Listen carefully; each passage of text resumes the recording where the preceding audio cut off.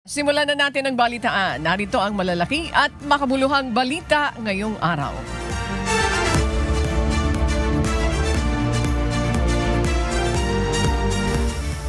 Napapansin na ng Malacanang ang mga hindi tugmang mga salaysay ni Ako Bicol Party List Representative Zaldico mula sa kanyang mga inilalabas na recorded video sa social media. Lalo na ang ukol sa umano'y pagkakasangkot ng administrasyon sa anomalya sa flood control projects. Ayon kay Palace Press Officer Yusek Claire Castro, hindi lamang naman ang Malacanang ang nakakapuna ng inconsistencies sa mga pahayag ng dating mambabatas kundi ang iba pang eksperto.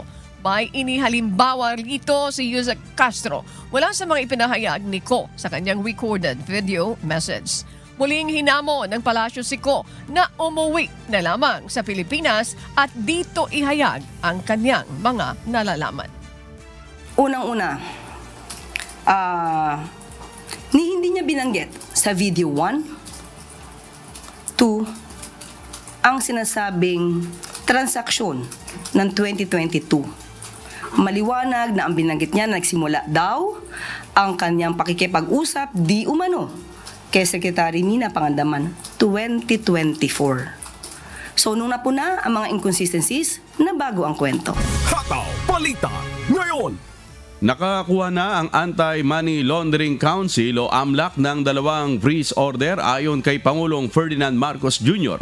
Aabot na anya sa 12 billion pesos ang kabuang na freeze na assets mula sa mga personalidad na isinasangkot sa anomalya sa flood control projects. Muling tiniyak ni Pangulong Marcos ang pagbabalik ng pera ng bayan na nakuha mula sa anomalya. This brings the total amount of assets frozen to about 12 billion pesos. Kasama po dito ang mga air asset ni Zaldico, ang value mga 4 billion. At bukod pa ron, meron po tayong nakuhang 3,566 na bank account, 198 insurance policies, 247 motor vehicles, 178 real properties, 16 na e-wallet account, at saka air asset na frozen na. Hataw Balita ngayon! Itinanggi ni Palace Press Officer Undersecretary Claire Castro na siya ang nasa video ng umano'y pakikipag-usap sa isang vlogger sa Senate Plenary Deliberation noong Martes. Partikular na sa proposed 2026 budget ng PCO, ipreresenta ni Senator Padilla ang naturang video na ang laman lang ay audio recording o pag-uusap umano ni Yusek Castro at isang vlogger. Humingi ng paglilinaw si Senator Robin Hood Padilla sa Presidential Communications Office o PCO kaugnay ng viral na audio clip na sangkot umano si Undersecretary Claire Castro. Sa iba pang bahagi ng video, tumanggi pa umano ang isa sa mga kausap na magbigay ng budget para sa mga naturang troll. Kaugnay nito sinisiyasat ni Senator Padilla sa PCSO kung sino ang nasa video. Ang sabi po nila, ito daw po ay voice recording ni Yusek Claire Castro. Na daw siya po ay may kausap ng mga vlogger. So hindi po, sa inyo po hindi galing sa kanya. Opo. For the satisfaction of Senator Robin Padilla, hindi po ako ang nasa video clip. Dahil sa ating pagkakaalam, itong video na to ay lumabas na noon pa at ibang muka ang pinapakitang binabanggit na madam. Hindi nga po ito kinover ng mainstream media. Dahil lumalabas, ayaw nila maging lihitimong balita ito nang hindi naman nila alam ang source. So I deny that the person or kung sino man sa dalawa doon na it's I was talking to a certain vlogger. Hataw Balita ngayon! Hinamon ng Makabayan Block ang Independent Commission for Infrastructure o ICI na dapat ding imbestigahan si Pangulong Ferdinand Marcos Jr. Kasunod ito ng mga impormasyong inilabas ni dating House Appropriations Committee Chairperson at dating Congressman Zaldico. Sa bagong akusasyon ni Ko, sinabi nito na personal umanong iniutos ni Pangulong Marcos Jr. ang pagdagdag ng pondo o ang budget insertions na 100 billion pesos sa General Appropriations Act 2025. Paliwanag ng makabayan lawmaker na si House Deputy Minority Leader at ACT Teachers Party List Representative Antonio Tino ang pagbibitiw sa posisyon ng dalawang mataas na opisyal ng pamahalaan na sina dating Executive Secretary Lucas Bersamin at Budget Secretary Amina Pangandaman ang nagpatibay ng mga akusasyon ng dating mambabatas. Ito anyay kahit pa nauna na ang sinabi ng ICI na hindi nila ito magagamit na ebidensya hanggat hindi ito ginawa under oath. Malacanang mismo, apparently may corroboration. Bakit? Dahil it was only after Zaldico's video statement na may immediate effect. Sinibak si E.S. Bersamin, sinibak si Secretary Pangandaman. Let me note na sa lahat ng mga nagsalita so far, mga witnesses and so on, mga whistleblowers and so on, wala pa pong nagbabanggit kay Secretary Pangandaman ng DBM. So only Zaldico. Hataw Balita ngayon.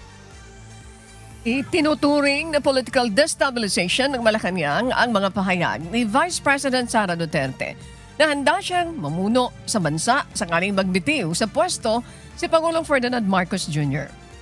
Ayon kay Palace Press Officer Undersecretary Claire Castro, ang mga sinabi ng pangalawang Pangulo ay maaring magpahina sa kumpiyansa ng taong bayan sa administrasyon.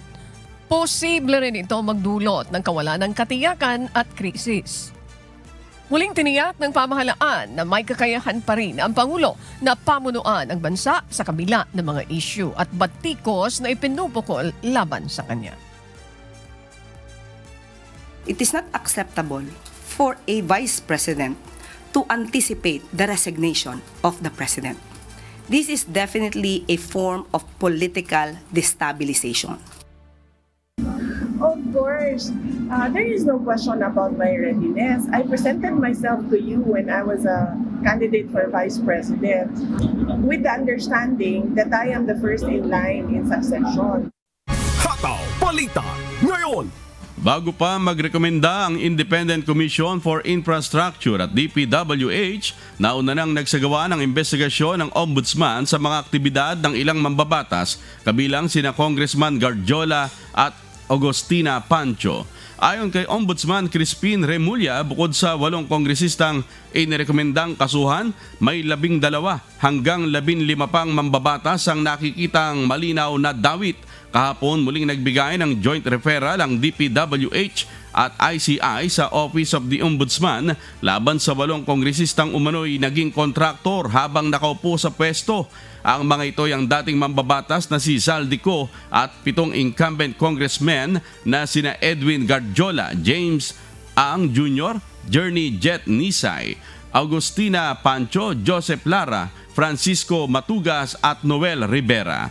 Sa rekomendasyon ng ICI at DPWH, pinapakasuhan ang mga ito ng plunder, graft, direct bribery, conflict of interest at violation sa Government Procurement Reform Act. More than 10% of Congress will be affected, at the very least. More than 10% of Congress will be affected. Membership yan ng House. We're talking about the House. And it's no joke to talk about 10% of them being a part of the investigation. Kasi dadami pa yan. It will still branch out. Hataw Balita ngayon. Hindi pa rin nagpapakita sa Senado si Senator Ronald Bato de la Rosa. Simula ito nang lumabas ang issue na may warrant of arrest na inilabas ang International Criminal Court laban sa senador. Ayon kay Senator Sherwin Gatchalian, chairperson ng Senate Committee on Finance, nagpadala sa kanya ng sulat si Senator de la Rosa upang ipaalam na hindi siya makararating sa plenary deliberation. Ngunit, hindi niya nagbigay ng anumang dahilan si Senator Bato kung bakit ito hindi makakapunta sa Senado. Nagpabot yung staff niya ng message sa amin na hindi siya makakapunta bukas at i-defend yung budget ng PNP at IDEA. So ako muna ang dini-question na mag-defend, being the chairman. So I'll sit in tomorrow to defend the budget of the PNP. Hataw Balita ngayon. Samantala, tinapos na ng Commission on Elections o COMELEC ang investigasyon kay Senator Francis Chis Escudero at negosyanteng si Lawrence Lubiano. Kaugnay ito ng pagbibigay ni Lubiano ng 30 million pesos kay Escudero bilang campaign fund noong 2022 elections. Batay sa resolusyon ng Finance and Affairs Department o PFAD ng COMELEC, walang batayan para sampahan ng reklamo o kasuhan ng mambabatas at si Lubiano bilang paglabag sa Section 95C ng Omnibus Election Code. Ayon kay Commissioner Ray Bulay, sa pag-iimbestiga ng kanilang PFAD, walang ebidensya na galing sa korporasyon ng pera. Batay sa paliwanag ng negosyante, ibinigay niya ito sa kanyang personal na kapasidad. So si Mr. Lubiano po, doon na rin sa certification ng DPWH ay hindi contractor ng gobyerno on his own. Ang depensa ni Senator Escudero, on his personal capacity, nag-donate sa kanya si Lawrence Lubiano. Kami naman po, we're not allowed to interpret the law, kundi strictly i-apply mo what the law says. No? Hataw Balita ngayon. Muling nag-upload ng video kahapon sa kanyang social media page ang kontrobersyal na dating mambabatas na si Zaldico. Ang tema ng kanyang mga alegasyon ay pag-control umano ng First Family sa presyo ng mga produktong pang-agrikultura, partikular na ang asukal, sibuyas, isda at bigas. Anya, nagkwento sa kanya si dating Speaker at Leyte 1st District Martin Romualdez sa paghingi umano ng tulong ni Pangulong Ferdinand Marcos Jr.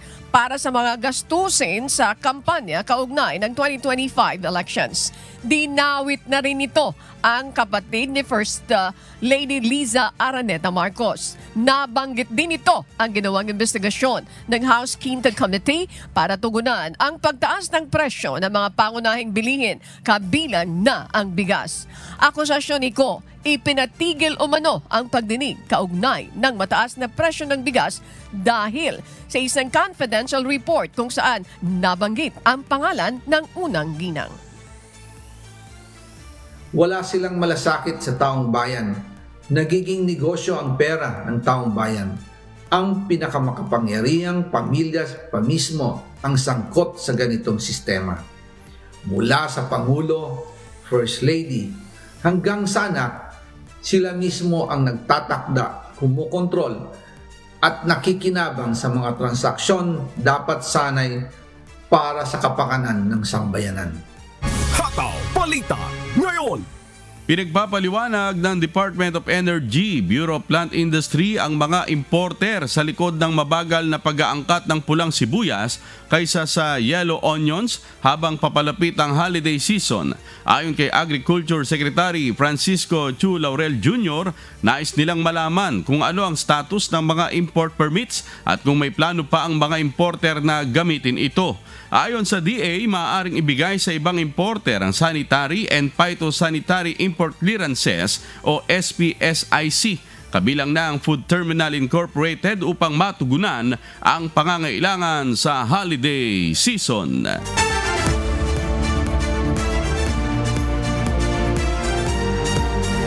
Mahigpit na ipinagbabawal sa sinumang lalahok sa ikalawang trillion peso march sa linggo. November 30 ang anumang panawagan ng pag-uudyok, paghihimagsik, pag-aalsa laban sa pamahalaan. Ayon kay Philippine National Police Public Information Chief, Police Brigadier General Randolph Tuanyo, isa sa mga naging kondisyon para aprobahan ang permit ng grupong lalahok dito ay ang pagkakaroon ng ligtas at maayos na protesta. Ilang araw bago ang gagawing ikalawang trillion peso march, magtataas ng full alert status ang National Capital Region Police Office o NCRPO. Ayon kay Police Brigadier General Tuanyo, bagamat walang namamonitor na banta, nasa 15,000 pulis ang kanilang ipapakalat sa Metro Manila. Kung mapapansin niyo po, ang isa sa prerequisite o requirement ng mga city government ngayon bago sila aproban yung permit na hinihingi nila magsagawa ng rally, ito po ay pinapaloob nila sa kanilang Memorandum of Understanding. Specifically, ito po yung mga pinagbabawal nila. Kapag ito po ay nakita nila na may paglabag doon sa MOU na halimbawa yung sa balaklava o pagtatakip ng muka, ito ay magiging reason para sa mga future ng mga applications po nila para po hindi na ma-aproban yung mga grupo na lalabag po dito. Hataw Balita ngayon. Nagbabala ang Philippine National Police o PNP sa mga makikilahok sa protesta sa Maynila sa November 30 na bawal sa lungsod ang pagsusuot ng balaklava at iba pang uri ng takip sa ulo. Ayon kay PNP spokesperson Police Brigadier General Randolph Tuanyo, maaaring ma-reject ang susunod na aplikasyon ng mga nagpoprotesta kung lalabag sila sa ordinansa ng Maynila. Nagpatupad ng ordinansa ang Maynila na nagbabawal sa pagsusuot ng balaklava at iba pang takip sa ulo sa mga pampublikong lugar at establishmento.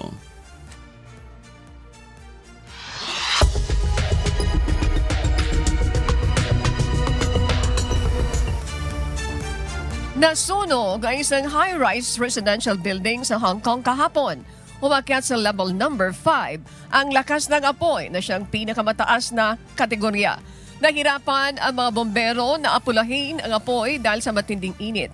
Hindi bababa sa 14 ang kumpirmadong nasawi habang mayroon pang napaulat na na-trap sa loob ng mga residential building. Nagbigay naman ng pahayag ng pakikiramay si Chinese President Xi Jinping sa mga kamag-anak ng mga nasawi sa sunog. Hataw Balita ngayon. Responsibilidad anya ni Japanese Prime Minister Sanai Takaichi na protektahan at i-maximize ang pambansang interes ng Japan. Sa pamamagitan anya ito ng maayos na relasyon at pakikipagdialogo sa China sa gitna ng tensyon sa teritoryo ng Taiwan. Tumaas ang tensyon ng Japan at China matapos ang pahayag ni Prime Minister Takaichi na handa itong mag-deploy ng military force kung atakihin ng China ang Taiwan.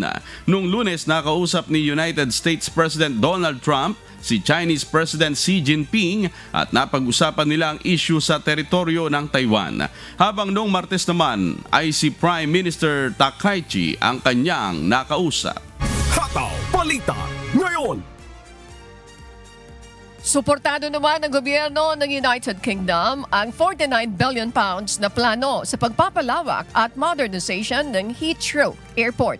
Kabilang na ang pagtatayo ng ikatlong runway nito. Ang pagpili sa planong ito ay kasunod ng pangako ni United Kingdom Finance Minister Rachel Reeves na palakasin ang ekonomiya ng bansa at wakasan ang matagal ng pag-aalinlangan sa inaharap ng paliparan. Ito ang umahataw na balita ni Winlove Marquez.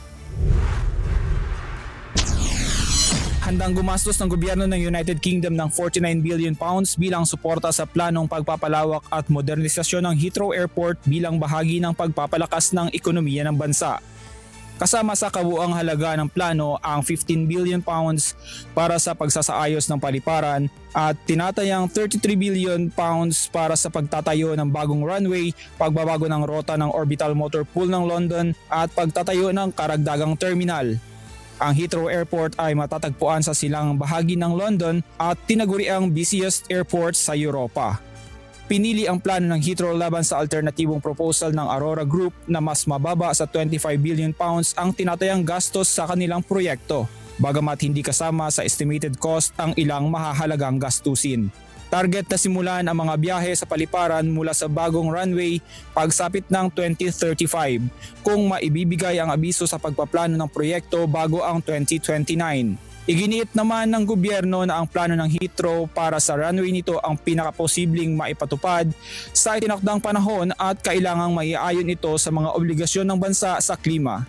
Kabilang na ang pagharap sa mga maaaring maging legal na hamon sa air quality at emissions. Malugod na tinanggap ng pamunuan ng Heathrow ang desisyon ng gobyerno, ngunit hiniling nila ang mas malinaw na regulasyon bago matapos ang Disyembre upang maiwasan ang anumang pagkaantala. Samantala, nagpahayag naman ng pangamba ang ilang airlines kabilang ang IAG at Virgin Atlantic na maaaring tumaas pa ang mataas ng singil ng Heathrow upang tustusan ang proyekto. hihilingin nila sa gobyerno ang mga paraan upang mapababa ang kabuuang gastos. Bilang tugon ng gobyerno ng United Kingdom, isasama sa susunod na pagsusuri ang eksaktong haba ng runway, layout at iba pang infrastrukturang kailangan para sa proyekto. Winlove Marquez, humahataw sa Balita Ngayon.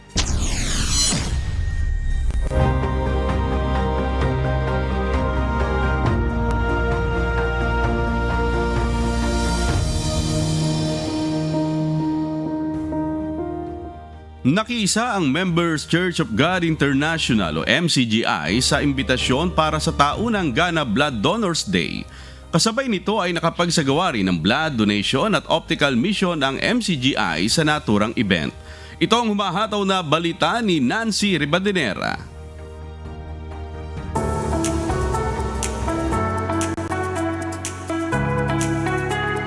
Ipinagdiwang ng Ghana ang taunang Blood Donor Day na layuning palawakin ang kamalayan at hikayatin ang publiko tungkol sa kahalagahan ng voluntaryong pag-donate ng dugo. It's a profound honor to welcome you all to the commemoration of the 25th National Blood Donor Day and the launch of the 2026 Annual Blood Donation Campaign. Tampok sa pagdiriwang ang mas pinaigting na pakikipagtulungan ng iba't ibang organisasyon, medical groups, schools at mga voluntaryo upang matugunan ang patuloy na pangangailangan ng mga ospital sa Ghana para sa supply ng dugo. Kabilang sa mga sumuporta, ang MCGI na kasabay ng pagdiriwang ay nagsagawa ng blood donation at optical mission. We are here at the National Blood Donor Day celebration. So today we have our brothers and sisters from MCGI who are here to support us with an optical mission and then also with the blood donation exercise. Our partnership has been there for 2 years and we thank MCGI for all they've done for us. Today we are looking forward to a successful celebration honoring our heroes and our donors. Sinamantala naman ng mga staff ng Ghana Blood Service ang okasyon upang makapag-avail ng libreng check-up at libreng salamin sa mata. In the collaboration of the National Blood Donor Day, the MCGI also supported us and the staff have taken advantage. And I in particular have gone through the screening and I've had my glasses, which is very good because of time. We don't even get time to move to see the obstetricians. But with this one, it is going to help us more. Salamat sa Diyos dahil ang MCGI ay nagkaroon ng bahagi para maging co-sponsor ng main sponsor ng blood donation day na ito dito sa Ghana. Kaya salamat sa Diyos dahil nagkaroon tayo ng isang mabuting pagkakataon para makasuporta sa iisang cause na itinataguyod din natin, yung paggawa ng mabuti sa ating mga kapwa-tao. Nancy Ribadenera, humahataw sa Balita Ngayon.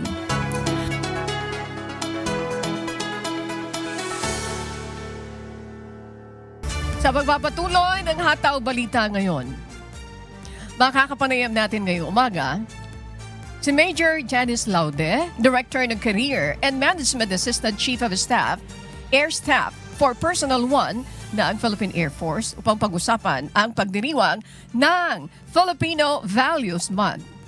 Magandang umaga po sa inyo, Major Laude. Ma'am, and magandang umaga para sa ating mga tagapakinig or sa ating mga viewers ngayong umaga. I am really amazed when you enter the Radio Mobile booth. You're very young. Yes, and then you are a pilot. How many years na po kayong piloto? Yes, ma'am.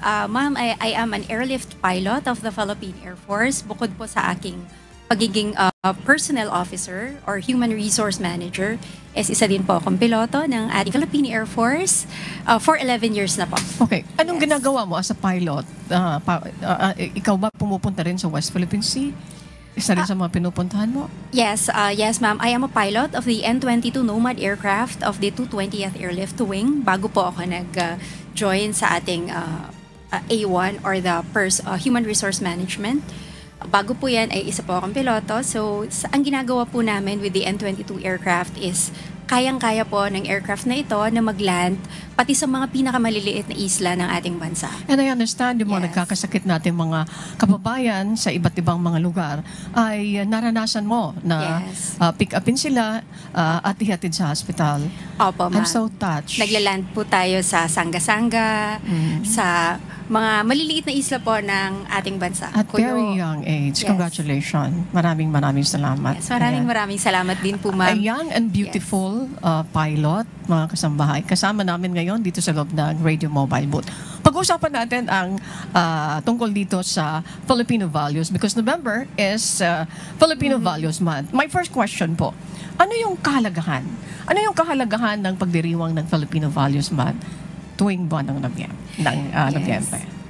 Ang Filipino Values Month po kasi ay sineselebrate natin. It's an annual celebration every November with the proclamation number 479. And para po sa akin, ang kahalagahan po nito is this is a reminder to every Filipino sa ating sinumpaan pa araw-araw nung elementary tayo. Kung atin pong matatandaan, yung ating makadiyos, makatao, makabayan at makakalikasan. So this is a constant reminder po to every Filipino na ito po ang dapat nating isabuhay sa pang-araw-araw nating buhay. Ma'am, I'm very sorry. Itong binabanggit mo parang papaalala ito doon sa ating mga kababayan pero nakakasad ito doon sa mga hindi nakalimot na dito sa mga binanggit mo, makadiyos, makatao, makakalikasan at makabansa. Yes. And I understand the theme, ang theme natin ngayon, November, is ano po yung pinaka-theme natin? Yes, ang ating pong theme is Bagong Pilipinas, Bagong Pag-asa, Pagkakaisa at Pananagutan para sa makabuluhang pagbabago. Talaga naman, hihinga ka ng malalim. Marami kang pwedeng idugtong dito. Pagka makadiyos ka, syempre, honest ka, di ba po? Hindi ka magnanakaw, di ba? Yung para sa bayan, hindi mo nanakawin. Kapag ka makatao ka, dapat tutulong ka sa kapwa mo. Kapag baka kalikasan ka, hindi mo i-destroy yung kalikasan natin for your enrichment. At yung makabansa, iisipin mo yung bayan. Okay. Yes. Ayoko na magdugtong. Baka saan tayo mapunta? Ha? Paano po ba nakikilahok ang Philippine Air Force sa pagdiriwang ng Filipino Values Month natin? Yes, ang ating pong Philippine Air Force, pinapahalagahan po ng ating Philippine Air Force ang ating Filipino Values Month. Hindi lamang po sa ito ay nakalpaloob sa aming core principle which is mission-oriented, capability-driven, and values-based. So kasama po talaga yung value sa core principle ng Philippine Air Force. And nakikilahok po tayo dito sa Philippine Values Month sa pamamagitan ng iba't ibang moral values enhancement activities. Meron din po tayong mga psycho-spiritual initiatives. Sa Philippine Air Force po, meron po tayong mga sundalo na chaplain. And sila po yung pinaka-spearhead, nagsispearhead ng mga activities na to ensure na ang ating mga sundalo po are guided accordingly. Okay. Yung mga sundalo, sinasaluduhan natin yan. Sa lahat ng mga sundalo, sa lahat ng pagkakataon na may mga disasters, nariyan lagi sila. Sila yung frontline natin. Sila yung laging tumutulong. Kaya ang aming pagsaludo sa lahat ng mga sundalo natin. And may sinasabi din, speaking of the sundalo, may sinasabi din, di ba po, yung commitment ng ating mga kasunduluhan. Yes. Service before self principle. Yes. Okay. Ma'am, paano mo ito i-explain para doon sa kabatiran ng ating mga kababayan? Kayong mga sundalo, ito yung commitment nyo eh. Service before self-principle, one of the most important core values ito, and the military service. Yes. Before self, it is your commitment, di ba po, to prioritize the mission, yung welfare ng Filipino people, yung safety and security of the nation over an individual's personal goal. Singa nga po, taglay niyo po ito. Kaya kami nagpapasalamat sa inyo. Ngayon po, how do you want to impart this doon sa ating mga kabataan? Alam niyo po maraming salamat po for recognizing that. Ang values po ay napaka-importante na sangkap or napaka-importante na dapat meron ang ating mga sundalo. Naalala ko po kasi nung ako po ay nag-apply sa Philippine Military Academy, that was years ago when I was 18. Ang isang tanong po is, bakit po gusto mo na pumasok sa pagsusundalo per se, hindi lang po sa Philippine Air Force? Ang isang sagot ko po doon is, gusto ko po na makapagsilbi sa bayan. Nung time po na yun, I was only 18, yun po ay galing sa puso. And habang nagsiservisyo ka po, when you enter the service, magsiservisyo ka, maaari pong yung mga values na pinanghahawakan mo noong una kang pumasok is maaari pong magbago. Yun po, doon po pumapasok ang mga kahalagahan ng ating values, Filipino Values Month, at pati na rin po yung constant reminder ng ating values sa ating mga sundalo. Kasi po, yun po yung magiging foundation ng iyong serbisyo. Sabi nga po nila, mas magiging kabuluhan ang pagseserbisyo, mas magkakaroon ng meaning yung lahat ng ginagawa mo if it is values-based. And kung ang lahat po ng ating mga sundalo ay meron nito, which nasa puso po nila ito, hindi lamang sa ginagawa nila ito dahil nautusan sila, kundi nasa puso po nila ito, they could spread it throughout po. Ang ating mga sundalo po ay nasa kung saan sa ang sulok ng ating bansa. And kung maipakita po nila ito sa ating mga kababayan, which is, thank you po for recognizing that po, na ang ating mga sundalo po talaga ay very strong po yung mga values nila. Thank you po for recognizing that. Kung ang mga sundalo po natin ay magpatuloy na ganito, makaka-apekto po ito sa serbisyo nila. Mas magiging mas makabuluhan ang public service na ginagawa natin. Well said. Thank you very much. Damang-dama po namin na nasa puso nyo habang sinasabi nyo po yan. At this point, Major Laude, ang ating amigo si Sherwin Kulubong, mayroon po mga karagdagang katanungan. Amigo Sherwin, please go ahead. Oh, yes ma'am, good morning po. Ang tanong ko po, bakit mahalagang isama ang Filipino values sa serbisyo ng mga uniform personnel tulad po ng Philippine Air Force? Yes sir, thank you po for the question. Alam niyo po, napakahalaga, mahalagang bahagi ng aming tungkulin ang pagsasabuhay ng Filipino values.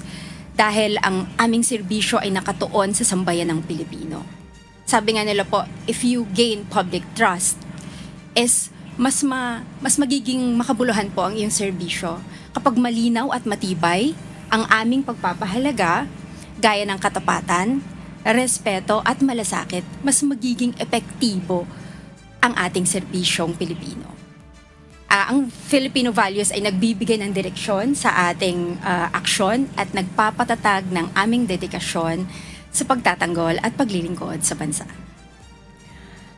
Meron po ba kayong na-observe, ma'am, na Filipino values na parang nawawala na gusto nyo po na makita muli sa ating mga kababayan? I think naman po is, sabi nga po nila may mga generation gaps. At nakikita din po natin ito sa mga serbisyo. Like, for example, iba na po yung values ng mga Gen Z, iba po yung values ng mga millennial, iba po yung values ng mga baby boomers. Pero I think hindi naman po siguro sa nawawala, kundi nag-iiba lang siya.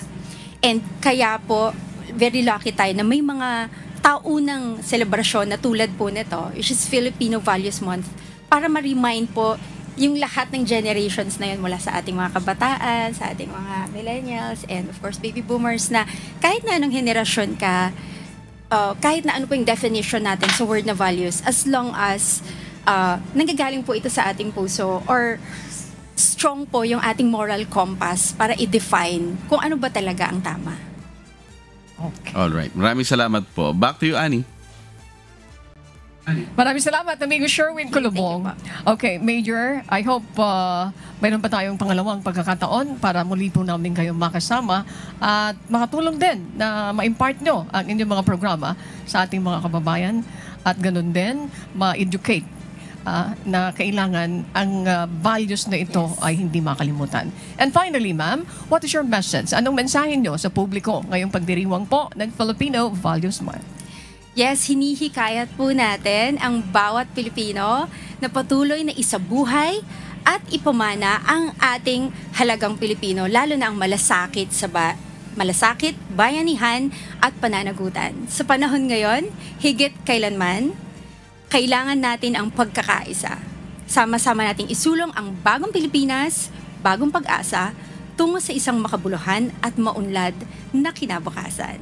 And dahil po dito, we encourage po ang ating mga kabataan. The Philippine Air Force is now accepting for Probationary Officer Training Course or the POTC Class 2026. So ito po, meron po tayong mga exam centers na nakakalat sa lahat ng bansa.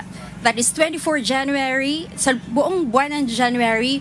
Visit po natin sa Davao, sa Cebu, Pampanga at Zamboanga. Sa February naman po is may exams tayo sa Agusan, Lipa, Jensen, Pasay, and of course, Clark. So inaanyayahan po natin ang ating mga kabataan na mag-join sa Philippine Air Force. Thank you so much. Maraming salamat po dito sa very young, beautiful Thank you. pilot. At the same time, she is the Director, Career and Management Assistant Chief of Air Staff for Personnel 1, Philippine Air Force. Walang iba kundi si Major Janice M. Laude. Sa pangunguna po ni Kuya Daniel Rason, kami po ay nagpapasalamat for finding time with us. Good morning. Thank you po, ma'am. Thank you po. Maraming salamat.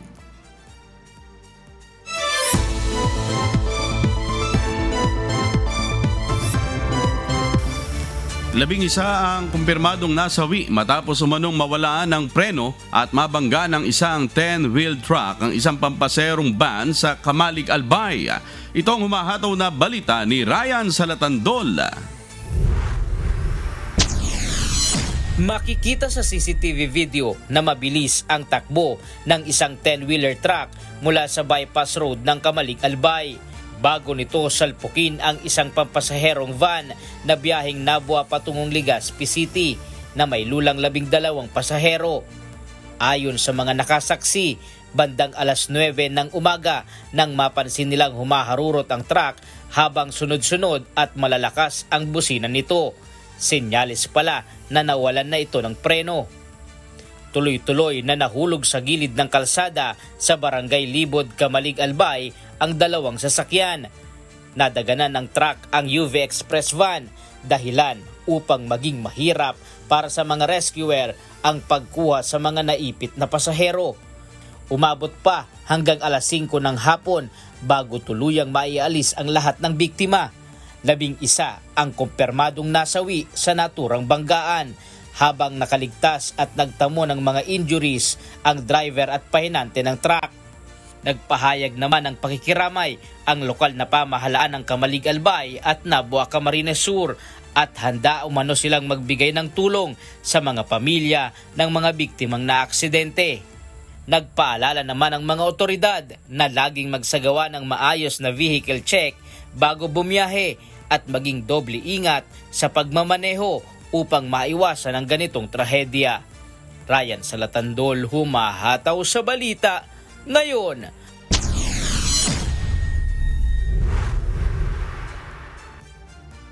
Makalipas po ang 38 taon, muling ipinagkaloob ng National Historical Commission of the Philippines ang historical marker para sa bantayog ni dating Pangulong Manuel Luis Quezon sa Perez Park, Lucena City.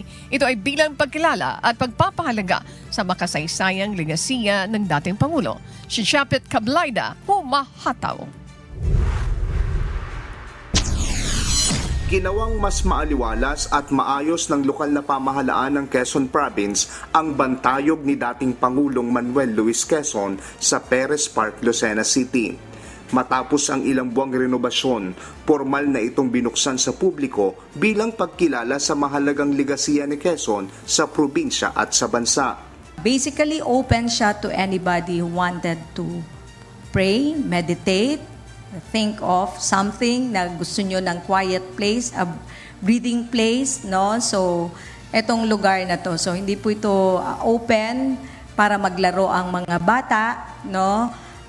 Pwedeng mag-exercise. Marami tayong mga department heads dito na after office hour, naglalakad. Pwede maglakad pero hindi pwede magkwentuhan. Kasabay nito ang muling pagkakaloob ng historical marker ng National Historical Commission of the Philippines o NHCP sa monumento ni Quezon makalipas ang 38 taon.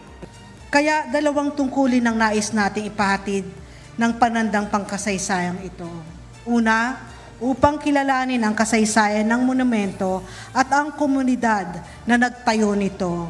At ikalawa, upang maging paanyaya sa bagong henerasyon na ang pag-unawa sa ating nakaraan ay hindi lamang intelekwal na gawain, kundi isang moral na tungkulin sapagkat ang kasaysayan ay napakahalagang gabay sa landas ng ating tinatahak. Nagtanim din ng punla ng Mulabe bilang simbolo ng pahayag ni Quezon na nagnanais ng mamamayang matatag, matibay at handang harapin ang anumang unos.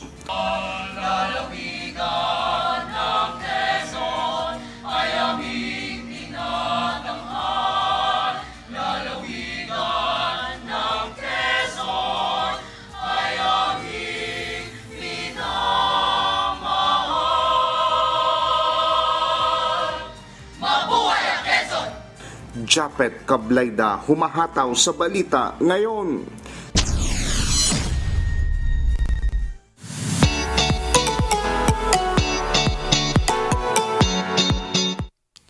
Isang international curator mula New York ang natuwa at humanga sa mga local artist ng Baguio.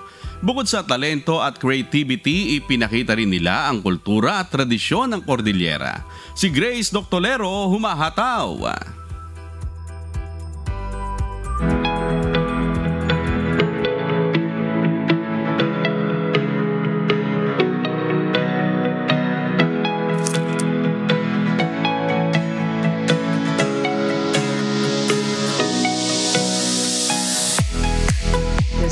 Collaboration going on throughout the city. I think Baguio is a very interesting creative scene in general. There's like so much going on here, so many fabulous artists that I think deserve better visibility and recognition internationally in general. Napahanga ng mga local artists ng Baguio ang isang foreign curator sa idinaos na Baguio Creative Festival 2025. Sa festival makikita ang iba't ibang uri ng sining, mula sa hand-stitched art, paintings, abstracts at wood carvings na ang bawat obra ay nagkukwento ng komunidad, kultura at tradisyon ng Cordilleras. Ramdam din ang pagkakaisa ng mga artist na may humility at support sa isa't isa araw-araw. What has really impacted me is the humility with which the artists approach their practice. And I also feel like there's a real sense of community and support from every artist, like one for the other. Like you can really feel like there's a community supported one another here. Sa Gastro Art Creative Crawl, pinagsama ang sining at pagkain sa isang interactive na experience. Di lang basta makikita ang mga paintings at installations, kundi masusubukan din ang mga local flavors sa restaurants at food stops.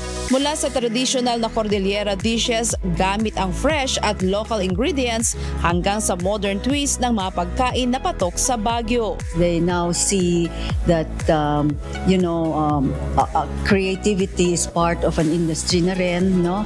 So it's also part of livelihood. It is something that we want. Kasi nga UNESCO ito, so ibig sabihin UN, no?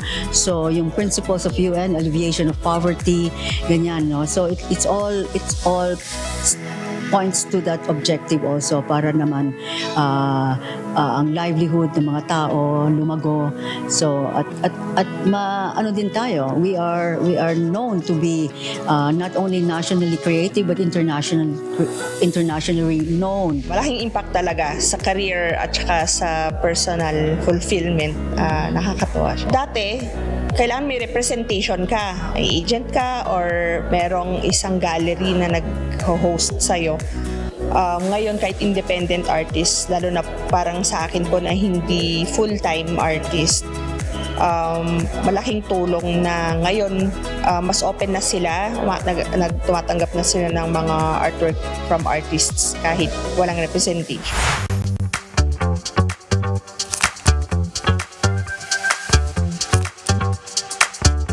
May mga estudyante rin na gumagawa ng costumes para sa dance performances. Mga artist nagpapakita ng talento at creativity gamit ang iba't ibang materyales at malalaking installations. Sa bawat hagbang sa festival, ramdam ng bisita ang koneksyon ng sining at komunidad. Mula sa artworks, food pairing at creative spots, ito ay hindi lang para ipagdiwang ang sining kundi para ipakita ang pamana, kultura at ang puso ng Baguio sa pamamagitan ng mga local artists.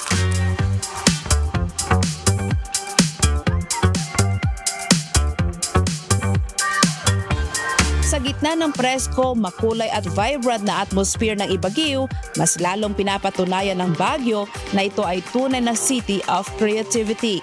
Isang lugar na pinagsasama ang sining, komunidad at pamana sa isang masaya at makulay na paraan. Grace Doctolero, humahataw sa balita ngayon.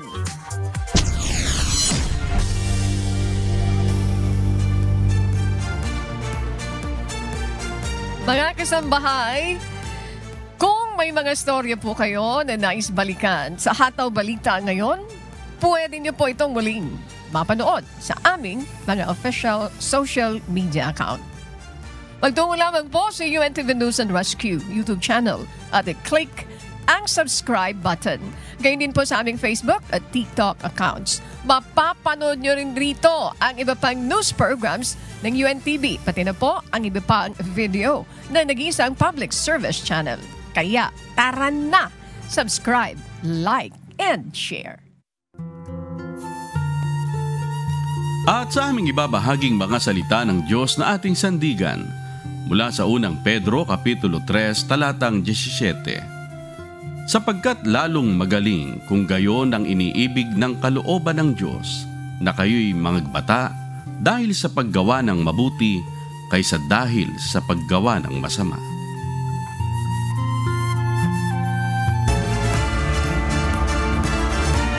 At yan po ang mga mahataw na balita ngayong umaga ng Huwebes, ika-27 sa buwan ng Nobyembre 2025. Ako po ang inyong amigo, Sherwin Kulubong. Maraming salamat sa iyo, amigo Sherwin. Adet, ala ng oras. Yan, sa bati. Adet, magandang umaga sa inyo. Kasama ba natin din si Marvin? Ayan, sabi ni Josa, kumakaway na. Josa, and of course, si Alex, Bernie, thank you very much. Kasama si Carl. Sa ngalan po ng lahat ng bumubuo ng UNTV News and Rescue, tayo po ay bumabati sa lahat ng mga sundalo dito po sa Philippine Air Force. At syempre, ang UNTV Radio La Verdad 1350, ating binabati ang mga nakikinig at nanonood niyan, ang ating mga correspondent mula sa Pilipinas at sa iba't ibang panig ng mundo. Ako naman po, si Annie Rentoy. At dito sa UNTV at UNTV Radio La Verdad 1350, Diyos ang aming sandigan, serbisyo publiko ang aming pinahahalagahan. Susunod na po ang Good Morning Kuya. Salamat po sa Diyos at magandang umaga.